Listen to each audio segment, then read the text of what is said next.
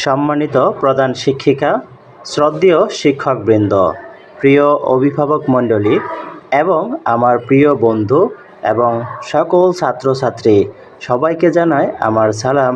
আসসালামু আলাইকুম।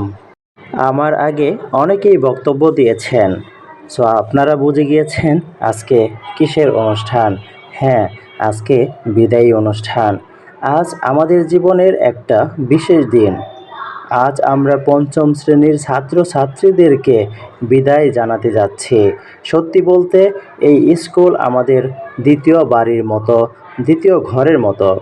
আমরা এখানে হাসতে শিখেছি, বসতে শিখেছি, খেলতে শিখেছি, পড়তে শিখেছি, শৃঙ্খলার সঙ্গে চলতে শিখেছি, আরও অনেক কিছু এখান থেকেই শিখেছি।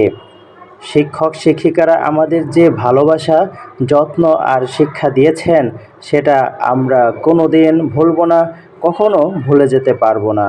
তাদের পরিশ্রম আর দিক নির্দেশনা ছাড়া আমরা আজকের আমরা হতে পারতাম না। হে প্রিয় বন্ধুরা, তোমাদের সঙ্গে কাটানো প্রতিটি দিন আমার জন্য খুব মূল্যবান। আমরা একসঙ্গে পড়েছি, একসঙ্গে দুষ্টুমি করেছি, খেলেছি, আবার একসঙ্গে শান্তিও পেয়েছি, শাস্তিও পেয়েছি। এই স্মৃতিগুলো আমাদের জীবনভর মনে থাকবে। আজ আমরা নতুন ক্লাসে উঠব, নতুন পথে হাঁটব, কিন্তু এই স্কুল আর তোমাদের সবাইকে আমরা হৃদয়ে নিয়ে এগিয়ে যাব। আমরা যেন ভালো মানুষ হতে পারি, ভালোভাবে পড়াশোনা করতে পারি, এটাই আমাদের সবার কাম্য, সবার লক্ষ্য।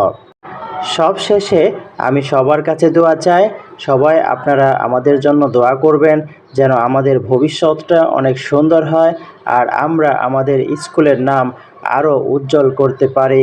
এই বলে আমি আমার বক্তব্য এখানেই শেষ করছি। ভালো থাকবেন সবাই। আল্লাহ হাফেজ।